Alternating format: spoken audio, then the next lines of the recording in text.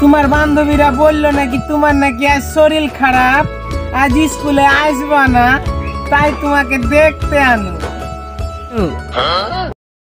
তোমার কি হয়েছে সোনা?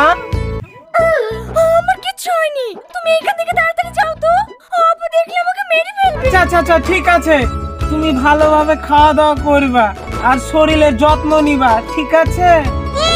ঠিক আছে লেবু, তুমি এখন যাও তো।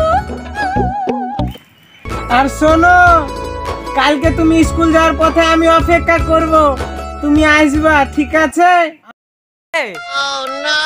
ঠিক আছে যাও তো। তোমাকে ছেড়ে যেতে ইচ্ছা করছে না জানো, এক ঠোঙা মুড়ি বানিয়ে দিব, বসে বসে খাবা।